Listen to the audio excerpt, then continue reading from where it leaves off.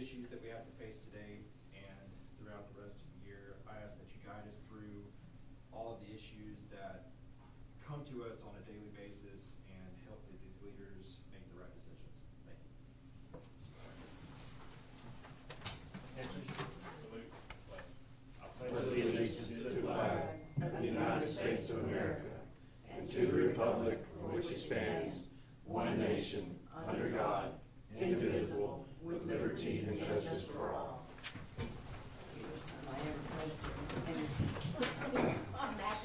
Yes.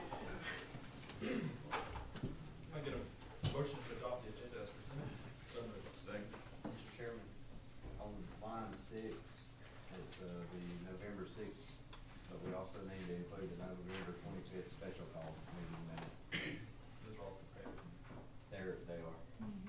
So if I get a motion to add special call meeting. So moved. Sir.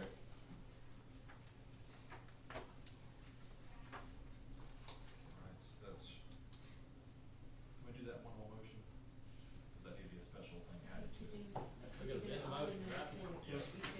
I'll amend my motion to that. All right. So we can add that. And second. To include the entire agenda. Right, to the clerk, yes. Yes, sir.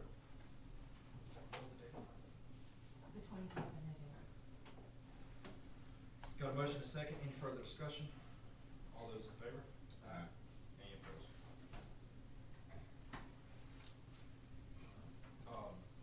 We have Evan Sanders with the Palisades Park Board to discuss a disc golf course at Palisades Park. Yes. Yeah, it's an unusual circumstance. I'm Eric Sanders' dad, but I'm here representing the park board. Thank you, sir.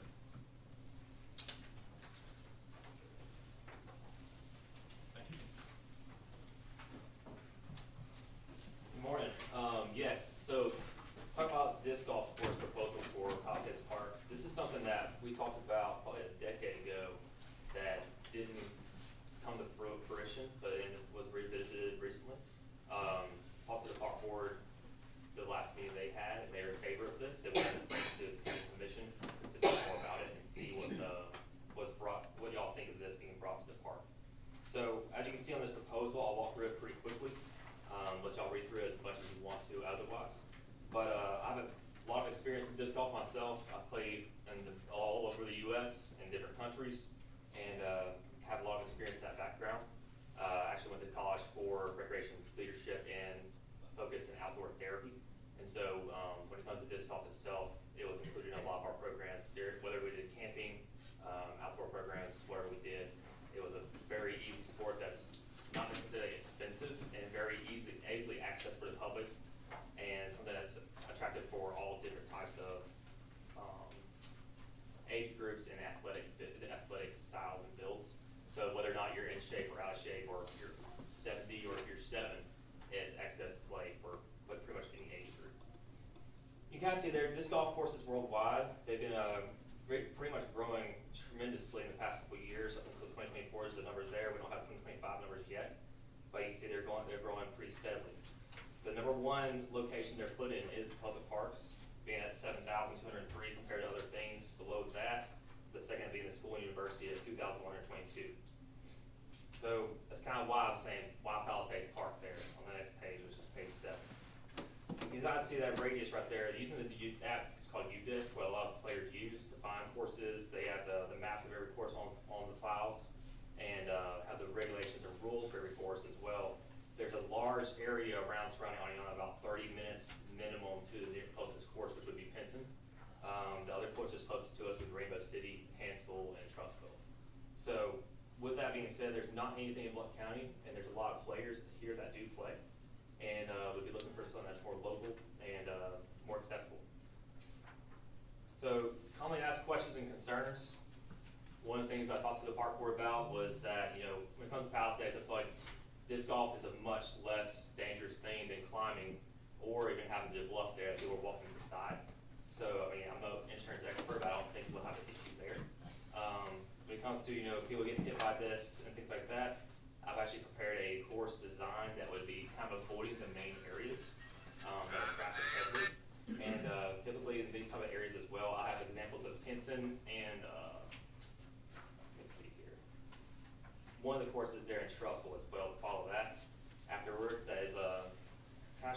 how it's played around in those public parks that it's not really an issue. So people aren't necessarily hit with this as much. It's like the same thing as like golf. You're yelling four if you're throwing at somebody. Disc golfers and myself included, we're used to playing around people, especially even in tournaments and league play and casual play. So people are just used to playing around people. They're also used to avoiding buildings and cars, so don't think we'll have an issue there, which also the course design is planned to go and avoid that as well. You can kind of see on the next page there is Pinson Bicentennial Park. If you've ever been there in Pinson, it's a very popular park. There's usually a lot of people picnicking, walking around, having family events, having their kids at the playgrounds themselves. And a lot of these shots, I took my dad there recently to play it, and just so he could get an idea of how it's done too. And it's really not an issue. It's kind of, they can coexist very easily without hindrance of one or the other. The next example there is Trussville's Great Carter Memorial Park. It is surrounded their new complex for their baseball fields and everything. There's a lot of people, there's a lot of cars coming in and out of those shots, and the actual map itself of where the different holes go to. It's just we end up, players avoid it, and we do our best to, kind of time shots in between cars, what we gotta do to make it work. On the next page there, look page 11, is leagues and tournaments.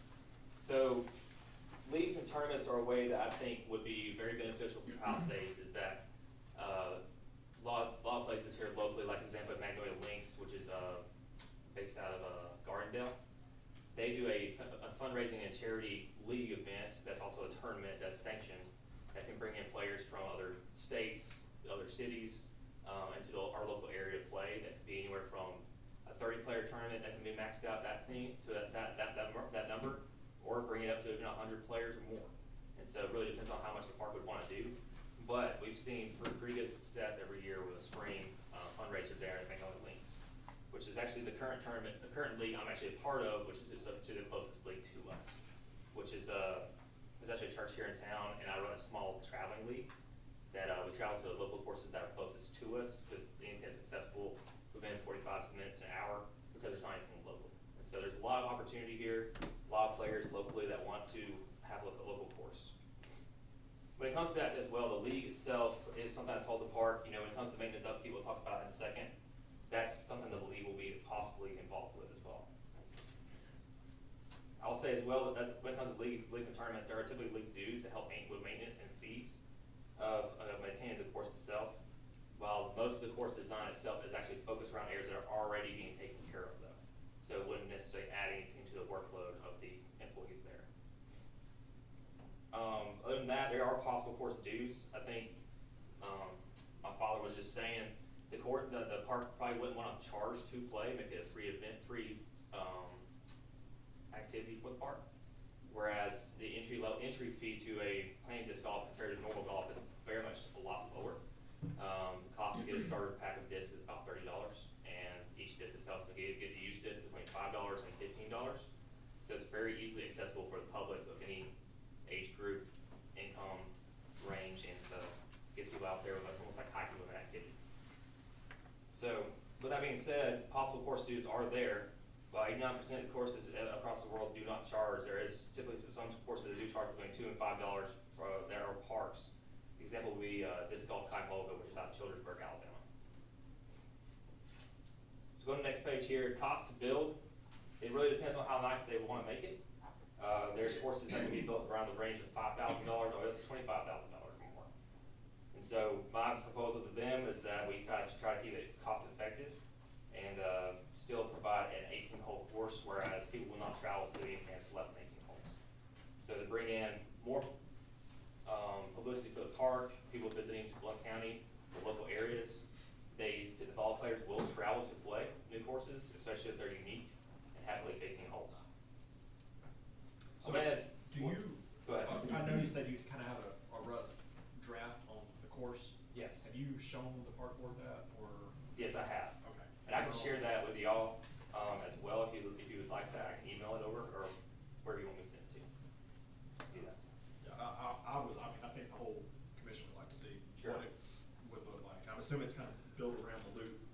Yeah, so it kind of, it does start kind of closer to the office, whereas I told them we can adjust that. The idea they were starting closer to the office was if they wanted to charge a day fee, $2. Exactly. And so that way it's, and also an opportunity where a lot of disc golf companies will provide a rack of discs that say part of the proceeds would stay with the park that the disc is sell. So people might be interested in buying a disc or renting a disc for a day. But I'll cover more of that too in a second. Going on page 13, you kind of see a rough cost estimate of what are called the Mach 5 standard baskets. These are a PDGA, Professional Disc Golf Association approved level disc golf basket that can be used for sanctioned tournaments. Anything lower than that wouldn't be for a sanctioned tournament. My thoughts on this is the most cost-effective basket with also bringing the opportunity for us to host tournaments and events.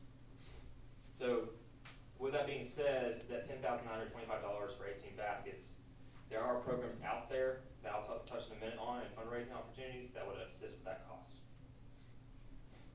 And I have an example there of the Mach 5 basket, which is Mach 2 Pro, kind of shows you what they're approved for and sanctioned for. All right, so fundraising cost assistance. The DGF does a basket matching program for new courses that we would apply for that would hopefully cut our costs in half for baskets.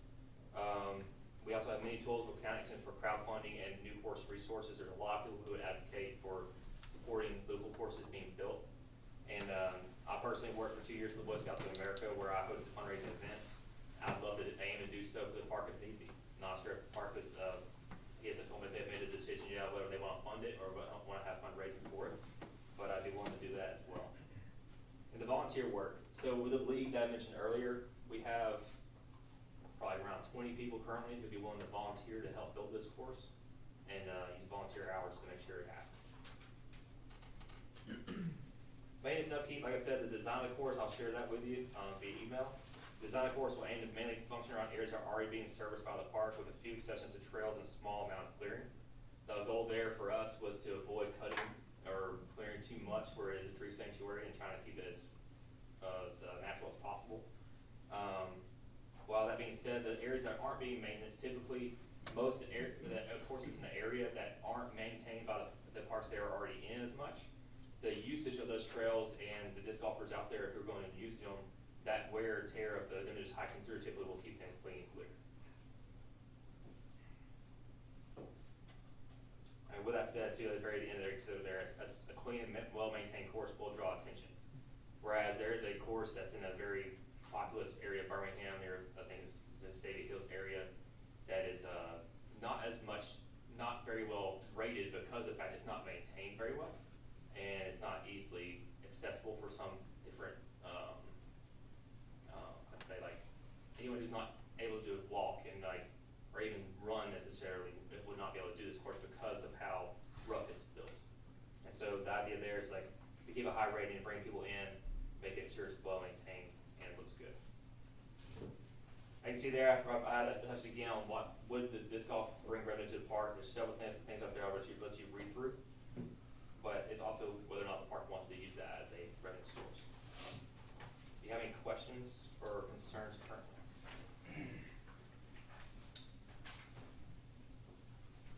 I know they've got a few around in Coleman. I see people play them all the time.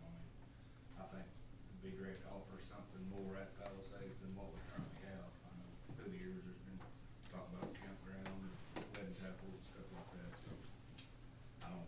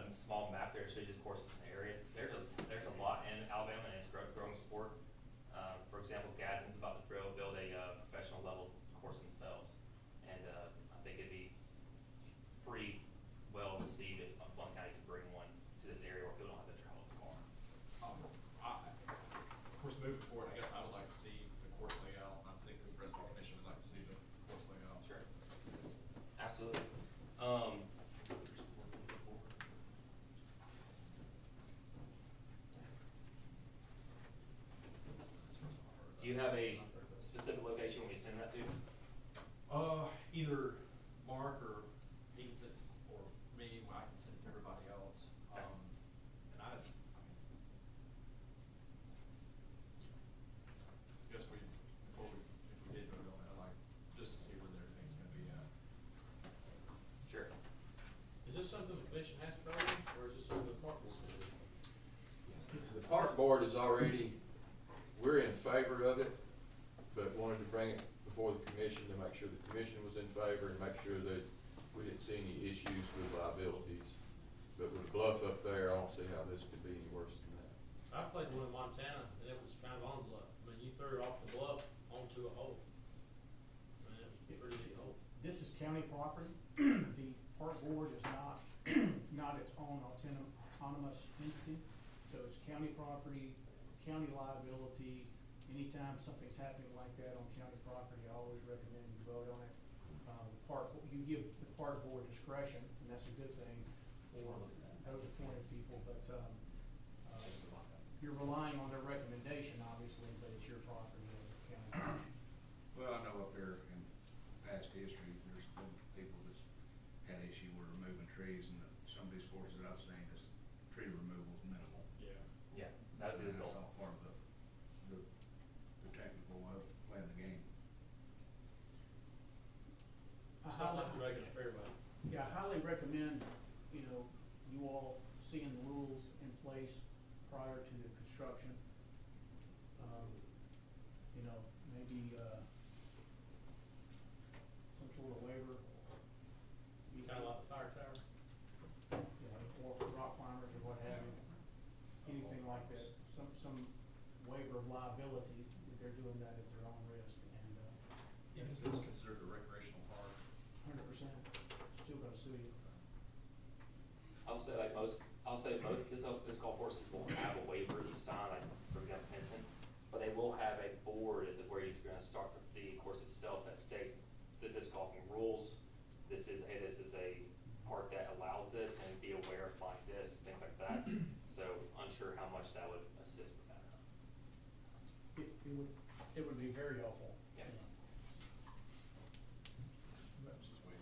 Yeah, you all, Next month. you all need to at least be aware of whatever rules they're recommending, and of course they're recommending location and that kind of stuff, and then make your decision. I like that layout. It also highlights some areas of the park that I think a lot of people don't really go to as much, or don't know they're there, such as that, The lower end. the lower end has the pavilion in the woods, so you get on trails as well. We did avoid the What I trails said that the are private. problem is, with that is Christmas lights. Yes. I don't see how you would advertise, and they would just shut the course down during that, cause there's extension cords, lights put up, like, nobody really walks out there after that. Right. But before I seen that, it was, my vision of it was the trails that are currently off in the woods is already pretty much established, and you can make something off those trails where you're not really in the park. Right. Now, if you got something on the edge of the park, maybe that's, but more the bottom trail, like behind the Veterans Park, and then around, and down that area, it's a pretty good little chunk of property right out there. Absolutely. We did incorporate the Dogwood Trail itself. I will say the Rocky Trail, without us doing additional clearing, would be a little tight, in my opinion. We wanted to avoid that trail for hiking due to the fact of the tight windows and the different turns and angles it has. You would be able to see approaching hikers, and so the idea there would be not just to hit people in those tight windows. And so the Dogwood Trail is a lot more open, and coming back from there to that pavilion, up that road, and then using the Well Trail to then come out past that Veterans Park. I'll say too, like I did want to use mainly the trails itself, which I created an original design in 2010 or 11, which used only the trails.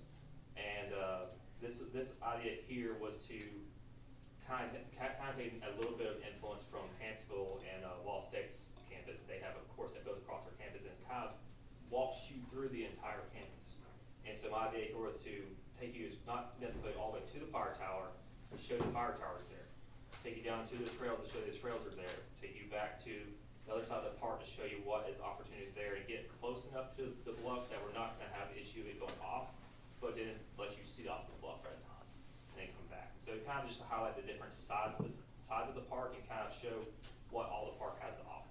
That's kind of the goal of the design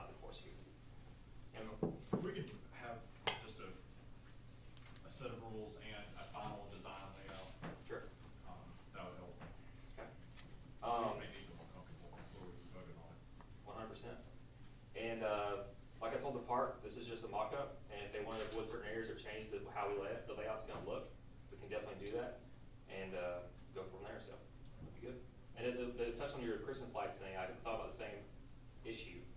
I'll say that in the winter, a lot of times it's very difficult to play disc golf because of the fact that it's getting dark so fast, aside from the weekends.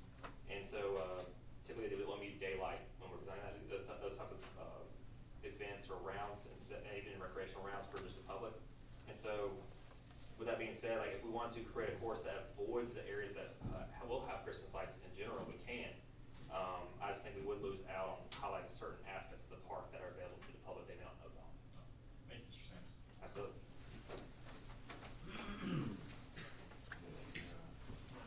Any other guest or delegation? I would like to make a special recognition today. We have our new administrative assistant, Ms. Shay Angwin. Like to have you. Glad that you're here and help mark out all of us.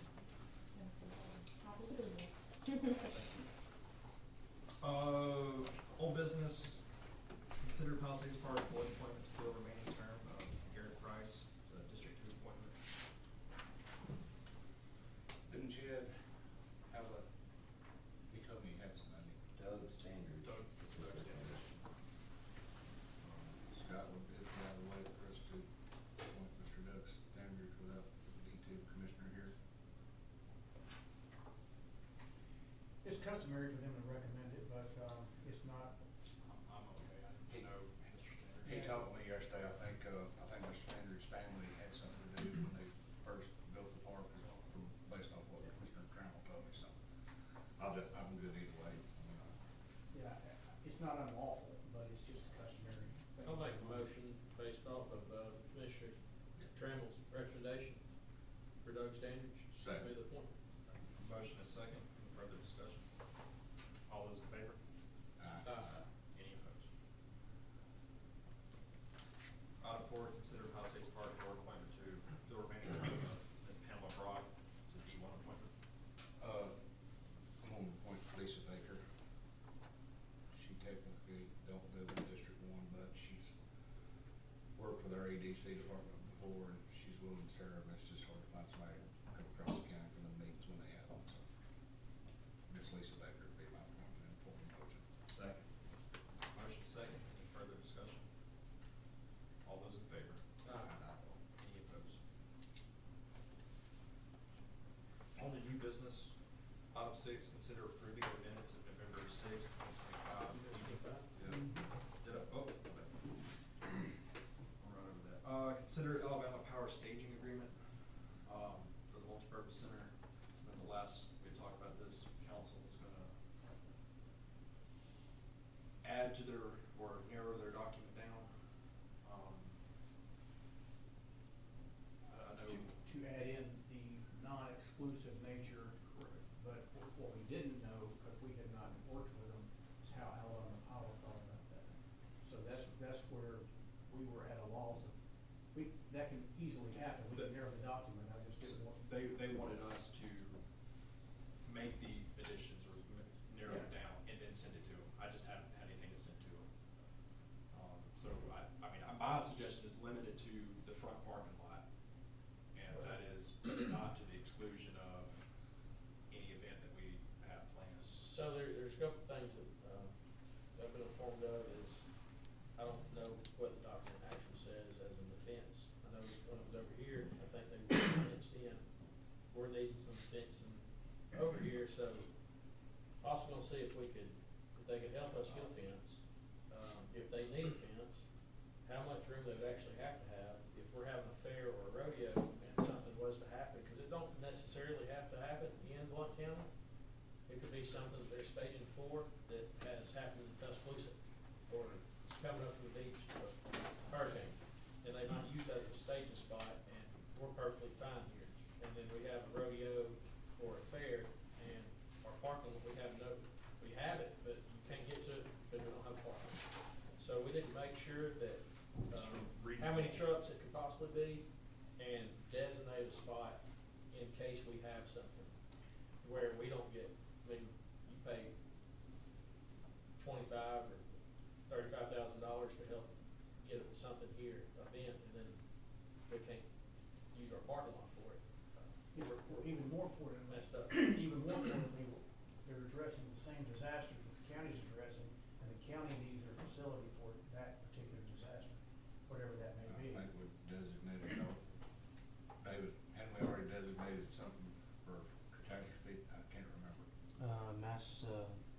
mass care shelter, during those events. Absolutely. And so it would be to the exclusion of what I would call governmental functions and also pre-scheduled events, county pre-scheduled events. So that's basically the short terminology of what it would be in that document. So governmental functions, you're staging a disaster and other scheduled events. So just in, Washington's talking about, and Chad discussed this with me just briefly. Can you get with them since they're over the building and maybe just draft a document that, cause I wouldn't have a problem if they've got something and we don't have an event going on of them using inside their arena or whatever they may need. Yeah. But if, like I said, if we're hosting an event and they're just staging because there's something 3 days away, we still need to host our event if we can. You bet. It'd be to the extent, space, time, and otherwise, that you're not using it, basically. And so your use comes first, bottom line. Yeah. we could have an overflow if that's doable. Mhm. And, my recommendation on that would be the shooting range right beside my shop. Well, It's fenced in. Yeah. It's behind 2 gates, and they can be back there off the road, not what, it's a pretty big space back there. And that's why I said, would you and Chad overseeing the building, just get with Scott? So you could approve the document subject to legal and, the multipurpose center commissioners, approving.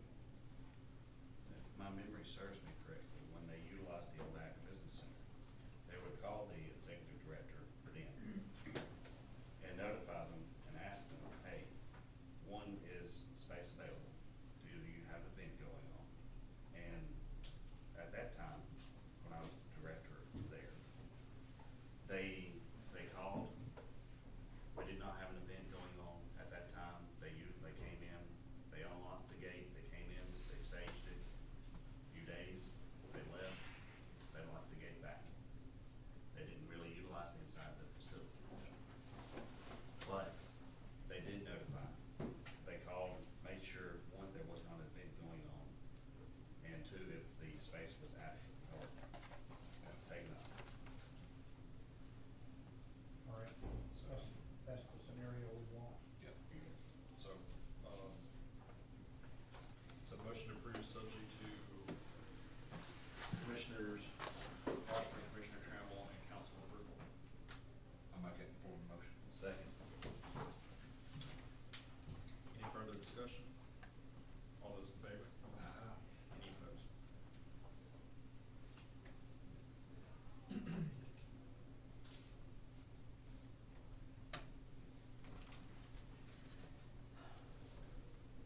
Now on to new business. Item 6, consider approving the minutes of November 6th, 2025 meeting and the special call meeting for November 25th in the claims month of November. So moved. Second. Motion is second. Any further discussion? All those in favor? Any opposed? Item 7, consider approval of transportation's aging agreement. Sir. This is the yearly agreement, also the RSVP agreement, they kind of go hand in hand. They go along with the grant, and that's just allows me to bill, basically, for, that goes along, the monthly. Just allows me to, and it didn't change from last year, I didn't change the amount any, so it just allows me to bill, basically, do the monthly billing. I make a motion to approve 7 and 8. Second. Motion is to approve transportation aging agreement and RSVP. Any further discussion? All those in favor? Any opposed? Item 9, consider 911 board appointment to fill remainder of Scott Haynes' term ending June 2026.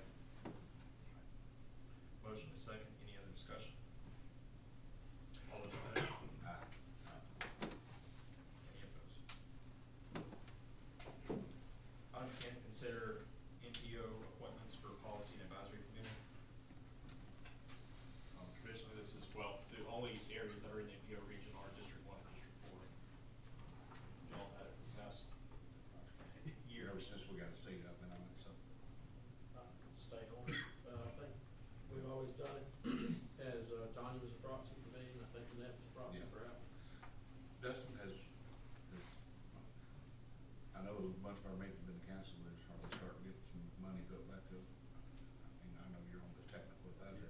Yeah, we were just awarded that, $100,000 back, so, LRSI project, okay, I know through COVID and all, there were some overruns, the budget had gotten down on that, so. there's some projects we're looking at, moving forward in the next couple of years, to get some of that money. It's that grant, Yeah. that's what I mean. Yeah, I know, that's. Chairman was talking about some of that a while ago. Yes, I'm also on the technical committee, they have a different meeting on a different day, one thing, as a member of the technical committee, so you guys have representation. So, if I get a motion for, District One Commissioner and District Four Commissioner. So moved. Second, Reese. But have Tanya on there as my proxy, have that in there. Yeah, with Tanya, the debt service proxies. Antoinette.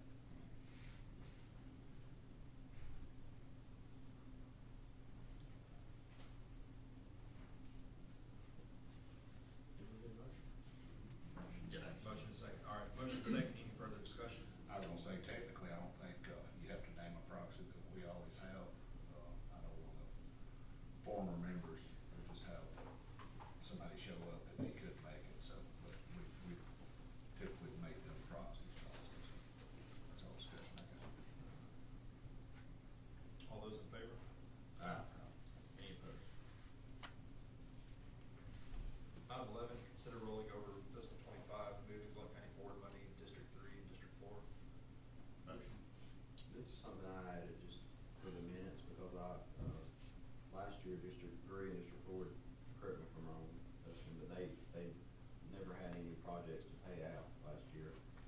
So I never set a budget, so I can't really I just need to roll the budget forward. I made it again for the minutes, because I didn't set it last year.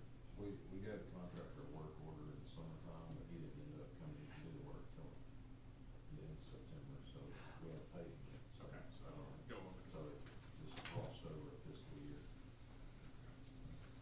Is that a motion, Commissioner? Second. Motion is second. Any further discussion? All those in favor? Any opposed? Item 12, discuss advertising and pre-filing the lodging tax bill. Your packets, there's the bill that has come from LSA, Legislative Services, and you have a supporting resolution that reflects what is on that, proposed bill.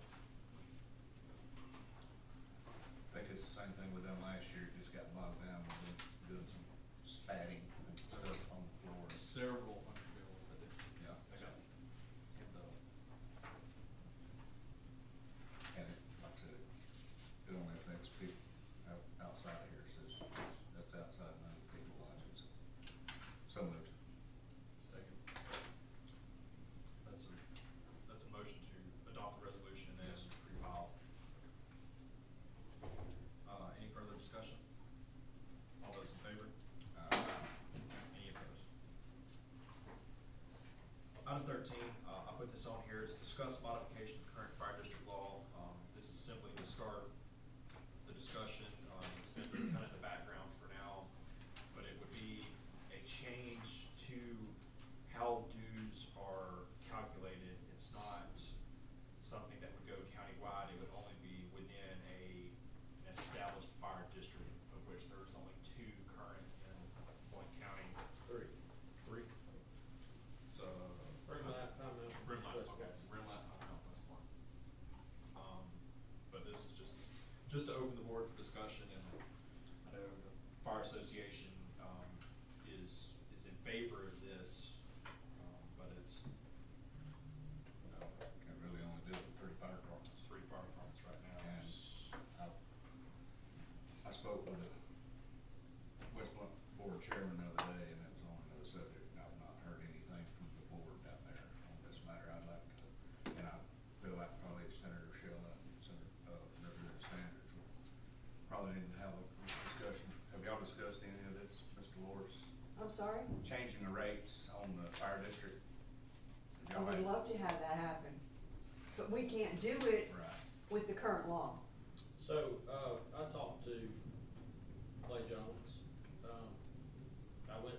association meeting. This was the other day, we were talking about fire district, and I told them if they wanted to do something, they needed to come together as association and do something. They made a motion to send a letter to the county commission in support of a fire district countywide, and they also said in that before any of the 3 fire districts today could do anything, that they would have to get the law changed before they could make a countywide fire district. So they said, first off, the law has to be changed before they could pretty much do the countywide fire district. Because if you just did a countywide fire district and it did happen, those 3 departments would still be stuck at that current price. And that's what they want to change. So probably do need to get the law changed before we do a countywide fire district system. So they're not left out, so it's all together as one group. But in this letter, in the back of it, it does say, creating a countywide fire district to fill the gap where districts and civil government cannot feasibly respond. So that is what they're trying to do. It's gonna take some time, and it's gonna take some, selling it to the public and letting them understand what's going on and how it can help. But right now, these volunteer fire departments, a lot of them don't have, they're just getting donations. And it's hard to get grants when you're just basing your salary off a donation. Because on a grant application, you get a lot better equipment, you can get a lot better fire trucks if you can show what you're getting every year. Rosa had a tanker go down within the last year and a half, I feel like, and they were just out of tanker. So I don't want this to be just forgot about. Even if it's in small steps, I do think the law needs to get changed. And it's not like David Standridge or anybody in Montgomery just want to change it. I think that has to be done by a vote of the people. Is that correct? And if everybody in Blount County or in those 3 fire districts currently, and they all vote that down, you know, that's all I'm trying to get done is let the people see if that's what they want. But out of 23 fire departments, and that includes Blount County Rescue, because they're not really a fire department, they're the rescue squad. But out of 23 fire departments, there was 22 present that night. They all voted in favor of doing this. And the only fire department that wasn't there was Susan Moore. And Clay got with them and they sent a letter in favor of doing this. I haven't seen the letter, that's just what I was told. So I just wanna let everybody know it was 100%. But this is not something small. Yeah, This is a process. huge process, but it could help this county in big ways if this was to happen.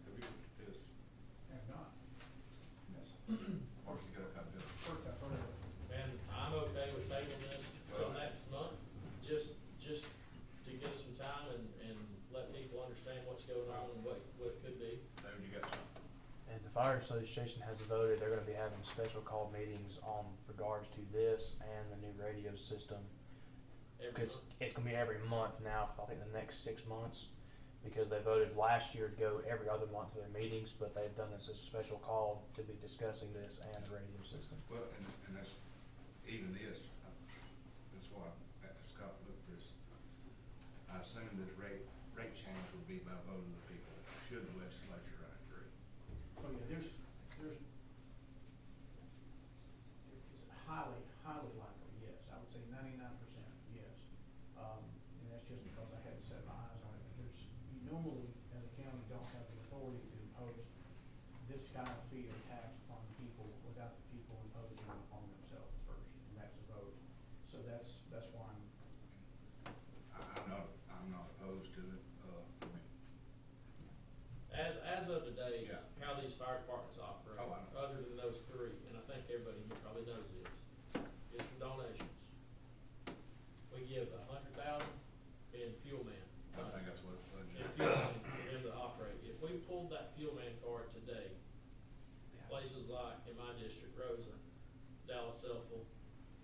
smaller departments will close. Don't forget, we also pay their dispatch fees. Pay their dispatch fees, but what I'm saying is that would relieve us of those. They could, the whole system would change, and it'll be for the good. So, like David said, they did make a motion in there, to start having monthly meetings just for this and the radios, to make sure that they don't miss anything and that they can address it. So, maybe we send a letter on back to them to let them know what we need from them to continue this process, but, it was said that nobody thought they'd get 100%, from the fire departments, and there was 100% that day that said that's what they wanted to do. Well, see, and that's where I was under the assumption that it was the fire district when Clay emailed me.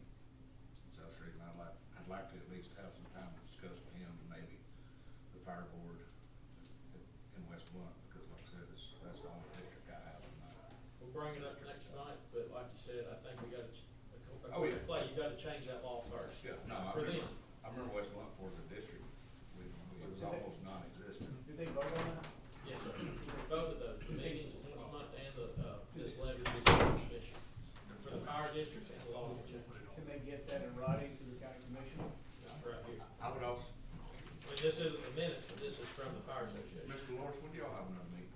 I'm sorry, When do y'all have another meeting? January. Have y'all voted on Okay. this? Yes, we're in favor of it. Could you get Marty to send us a letter?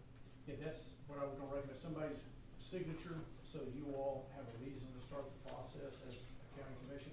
Not that you can't do it without it, but I just recommend. Well, as an association, everybody kicks around stuff all the time, so I stood up and I told them, I said, until y'all send us a resolution, all y'all are doing is just wasting your breath talking. I said, so if y'all pass something, we'll take it to Montgomery. But you And get, that's what I told them. you got two districts in your, So, yes, sir, I did. do they have boards? They were all there. But yeah, I guess they do have boards. But on that fire, but, So. it was a full room and So, it was discussed very well, and so what he's saying is since there are established fire districts already. you think we need to they get have- something they from have a those three government- fire districts? I would, but Also. I can go ahead and tell you that the state legislatures would want something from the boards. Okay. I mean, that's, And I'd like you all to have it in the minutes. we've all worked with them long enough that I know they're gonna want something from the boards as well. Cause it could be such a controversy. I'm good with that. This one's gonna come back and say, I'm oh, everything that Oh, yeah, needs to I'm be in order. full on board, but Um, like I said, we need to hear from our boards and. Yeah. Let's table this till next month, and, Okay. if you don't mind getting with Clay, I'll get with my two Yeah. districts and see if we can get a letter in Okay. support of that, and then we'll continue this process. I'll talk to Marty Stover, he's the chairman of the West Fire Board. Somebody could put their signature on that, it'd be great too. Okay. It's Clay's knowledge. It really doesn't matter, we just. Go table and prefer the I will put it on the next agenda. Yeah, no, I understand that, I just wanna know what to put in the minutes. I think what Clay was meaning, and I'll get off this subject, We but discussed it. what he was saying, you got a multi-million-dollar business on 160 right here. You have a grandmother living in a two-bedroom house, they're paying the same price in that fire district. And he wants it to be based off a percentage of what that business is, the tax assessment, I guess, or something like that. Well, that way it's more fair for, I mean, they're gonna be putting out a humongous industrial park or a lady's house, and it's gonna, that all matters. Look, I understand, I live in my grandmother's old two-bedroom house, that's where I live, so. If y'all were done with that, we'll go on to the next item. So, discuss scrap tire tipping fee increase. Now that all the lawsuit, all the legal action have finished up there on the B&B tire landfill. Last year, the waste board had suggested a 50-cent increase. And then I know the new application, they had said something about a 50-cent increase. I don't know, we'd have to look at it, do you remember, Scott? I don't. The appeal time hasn't run, has it? No. Okay. I put it on here because of the timing for the legislative stuff. I'm assuming existing law, it's just it would be an increase. But like I said, the reason I put this on here is because the timeframe when it comes to getting things down in Montgomery. So when does that appeals? I don't know the date. Give me a minute, I'll find that order. When it's gonna expire. My mental calendar has collapsed.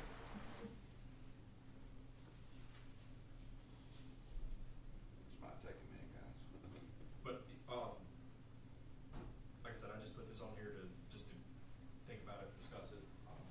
I know the Talk first about- application, Bud he said that he was okay with the increase. I would have to go out to the minutes to actually. There Yeah, is, exactly on the what new he said. application, there was a, I know LaBella had said something about, they would help advocate for it. But I think it was 50 cents is what was recommended, that would be a 33% increase. Because we talked about, doing scales and increase. I think he came back and said something, he's like, if we do scales, I'd rather just be doing like you're doing it, whatever. There was a lot of discussion about it. Yeah, and I understand. I don't think Bud's against it. I just don't know what number that. The original one was in the 90s, so it's, Yeah, I won't say Bud had agreed to a 50-cent increase, but I don't remember. I feel like it's what I said too. He did. Well, if there's no further discussion there, we'll move on to item 15. Discuss volunteers working on county leased property. Appeal time runs January 2nd. Okay, so we can do that next, later next month. I had this put on here. I met with a couple of friends of Luxford, Sam Howell, Chris Cleveland, a few weeks ago at Swan, and Chris had brought up about volunteer help, and I think you had some volunteer help. And this is why I put this on here, about maybe drafting a liability waiver for volunteer help. We currently have that on a couple of facilities, namely the animal shelter. We have two in place there, one for volunteers and one for another one that escapes me. But, so we could quickly pull one together for that. Would it need to be like on a temporary job by job basis if we got to sign it, or? It's just a, Because you may be working at Swan, they might volunteer to work at Swan. Any of January the others? 2nd. yeah, you could just blanket county property in general, just, And they sign it. But And just, and use this one in particular for Friends of Lowe's Fort River. Yeah, and we get. Is that what we do? Well, Because there's already a large amount of volunteers. each person, it may. Palisades, like a lot. Yeah, if there's sanctions, then you could, the ideal situation, you could have a rule, any volunteers, on county property must sign a release and waiver, inclusive of park. Considering the last discussion we had about park. What's, would that be like on an annual basis, or is that gonna be like? No, you could just do an annual, 12-month waiver, volunteering at county properties, this is your waiver, the county keeps. That would cover any county property In as far as If that's the way. Swan Cover Bridge or Taylor over to the Yeah, park. Or Taylor. we could draft one to that effect, it could be a form the county can use. Right now, it just so happened that one at the animal shelter is very specific to that shelter, but it could have just as easily been, All county recreational properties, leased or owned otherwise. And one of them had brought up operating some of our equipment. I don't think that's, where we need to be going. Thank you. No. So, yeah, that's, so like I said, I think, Labor. yeah, I think if they're pushing dirt with a shovel or stacking rock, we probably need to have some sort of waiver though. It could be all kind of stuff, Yeah. it could be decorating, it could be shovel, or Spread whatever. concrete. Yeah. It could be anything, but if it's a volunteer on county property, don't think that you will not get sued if they're injured. There's nothing evil about that, it's just a fact. Except for a ham sandwich. Right, it's just, that's the case. But you can draft something Yeah. like that to cover all that. Do we need to have a motion on that? If you draft- Here's what I would recommend, that the county commission create a policy that volunteers legal team, for volunteering on any county property generally. So if they're volunteering without that, they're in violation of the policy, or somebody is at that point.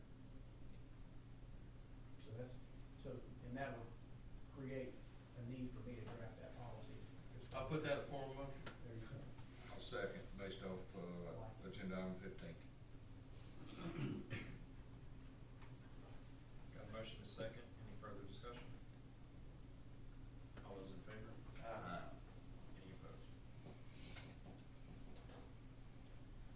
Item 16, discuss letting bids for courthouse phase 2 renovations. This would be painting, flooring, ceilings, trim work, electrical upgrades.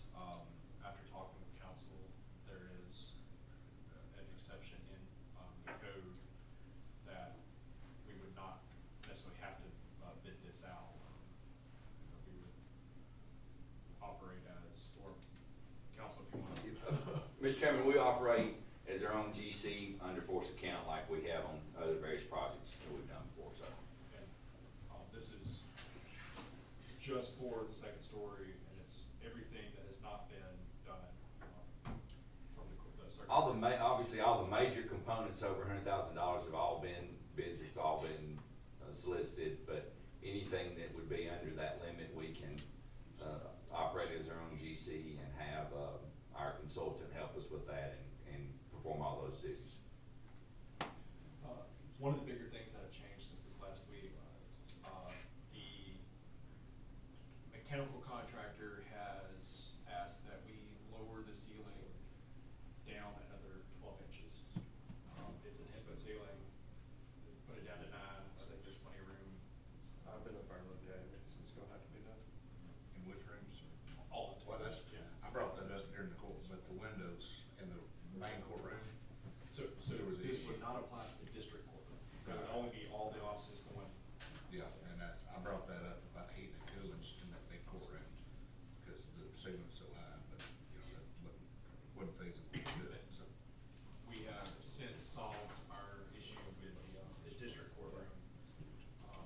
It's gonna save us money, and we're not gonna have to drill or cut 13 holes in the ceiling to drop all the air supply from the roof. So there would not be anything on the roof the way the last design came back. So that'll been a lot. And Judge Burns has seen what we're gonna do, and she approved. Cindy Massey had reached out to me a few weeks ago, and I forwarded it tomorrow, but it city that litigation just asked for a small, extra outlets, stuff like that, because they got cords running everywhere, so I never had a problem with it. They're looking at now, talk with the contractors. The other thing we need to figure out is courtroom furniture. AOC is not providing money this year like they did with the circuit room. But after talking with Judge Burns, she, Mark and I all kind of agree that if we model the district room just like the circuit room, same scheme, color, furniture, everything. Of course, that further design will come when we enter into some kind of agreement with a general contractor. But you're all good with that.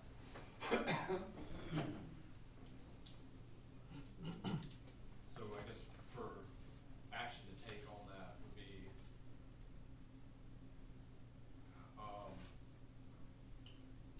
what would that be? That would be given. We don't need to let any bids. No, we wouldn't be letting bids, but we would be entering into an agreement with, or we need Mark and I to solicit a general contractor. No, but, act under, your recommendation, Jeff, was to act under force account Yes, sir. and, Okay. and I think, conduct the renovation with, The same contractor we got now? yeah, well, Yes. the county acting as its own GC. Yeah. yeah. Just our consultant. Yes, with our consultant. So that doesn't. The current consultant, Yeah, so no action taken on that one. Yeah. unless you need authorization for the work itself to be expended. But if it's already there, then I see two commissioners saying, no, it's not necessary, so. So, right, no action. All right, item 17, discuss family services services lease. Mark had put that on there late yesterday. But Commissioner Moore can give us a little update on that. So, it's somewhat in conjunction with the museum, also with the education. It's one space, one office inside the Family Service Center where this gentleman is gonna come in, he's gonna work on preserving fossils to be displayed at the museum and also to be displayed potentially at other areas around the whole entire county. He is working with Brenda LaDunn on this. The museum is on board. Basically, it's just utilizing the space to, I say preserve fossils, to clean them up, to transport them from this one area to the museum as he gets them, and utilize the space for, those services. So it would be just a workspace, Yes. not necessarily open to the public, it's just really his. Right. And this is gonna be for educational. Hopefully, what will turn into is if, once these fossils get put into different libraries around the whole entire county, potentially, that this could actually have something doing with tourism, such as a fossil trail through that whole entire county.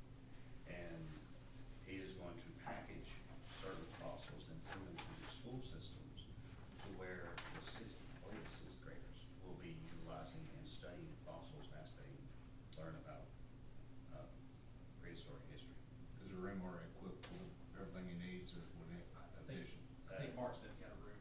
Yes. An idea.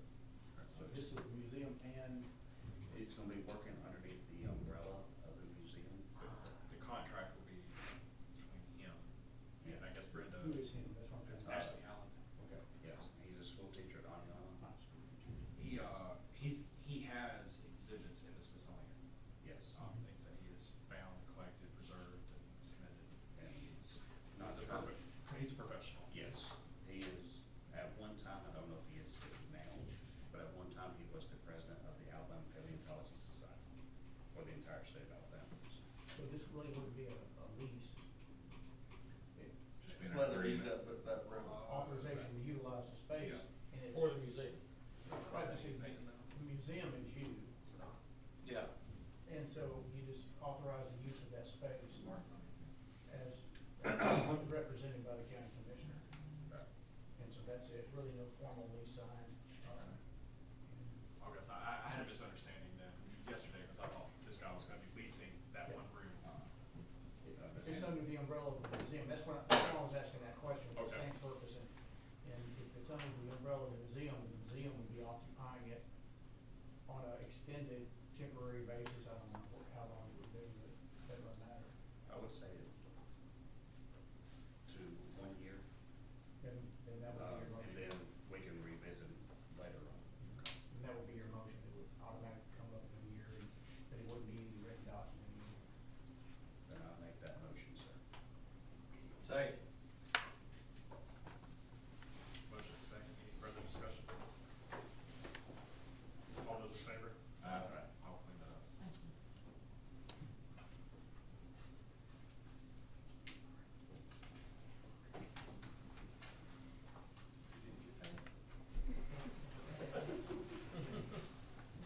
Yeah, I gotta put it on paper. Next, reports from engineer.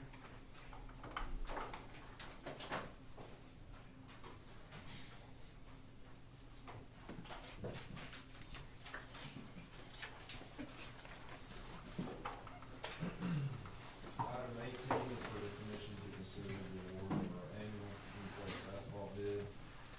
Commissioners were given bid tabulations, for the in-place asphalt. These were opened on November 19th.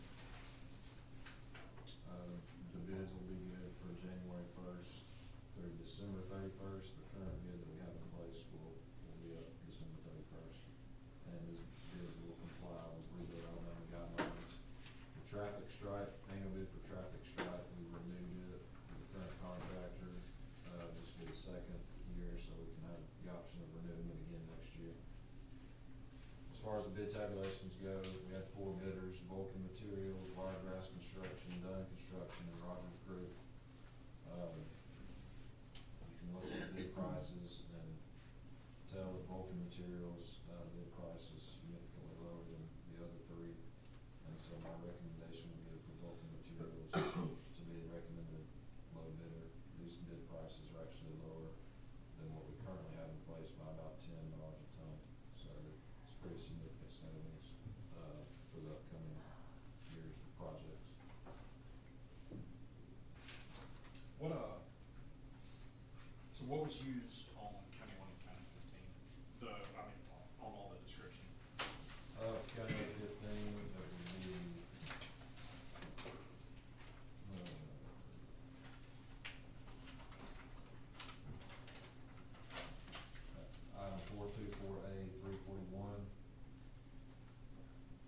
it's, if you look over, it's $96.50 a ton, it's the new bid price.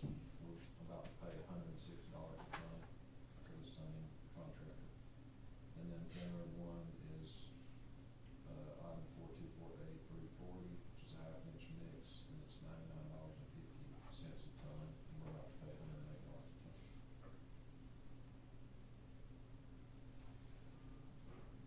So your suggestion is both? Yes, sir.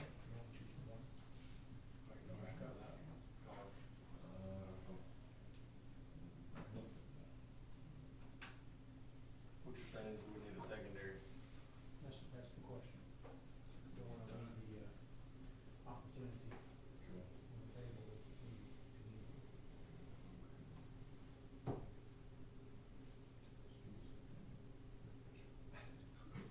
It's like that, I think.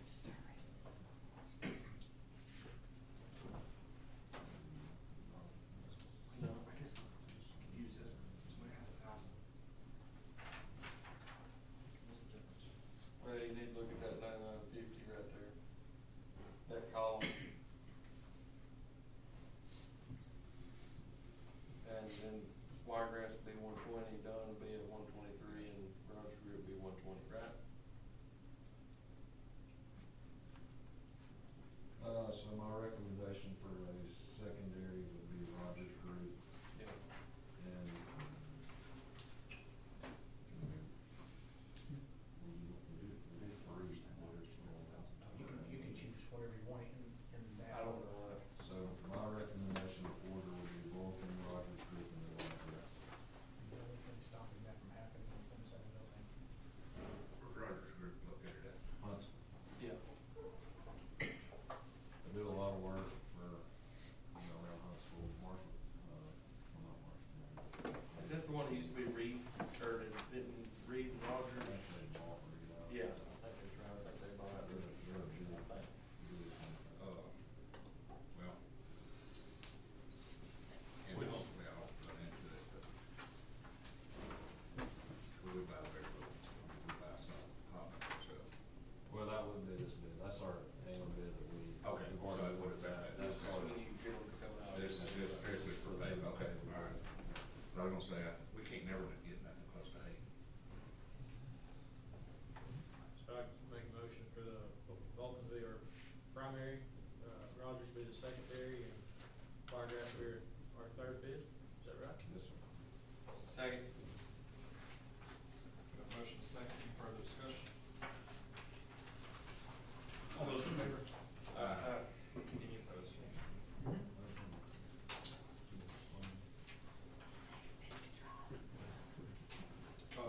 That takes us down to reports from the county attorney. Mr. Chairman, council's recommending an executive session today.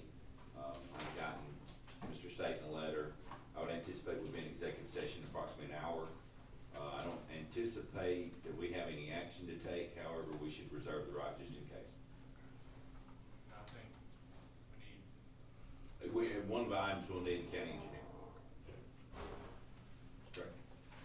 get a motion to go to executive session. Second. All those in favor? Good. Take a roll call. You did it like that. Yes. But Yes. yes. Yes. Bring that in? No.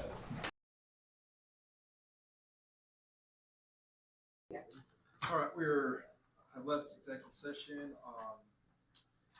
There is no action to be taken. We have announcements. Blount County Commission work session will be on Thursday, January 8th, 2026, 9 a.m. And business meeting will be held on Tuesday, January 13th, 2026, 9 a.m. Is there any further announcements? Go see the Christmas lights at Palisades Park. If there's nothing else, I'll take the motion to adjourn. Second. All those in favor say that? You sent that back? Yes, no.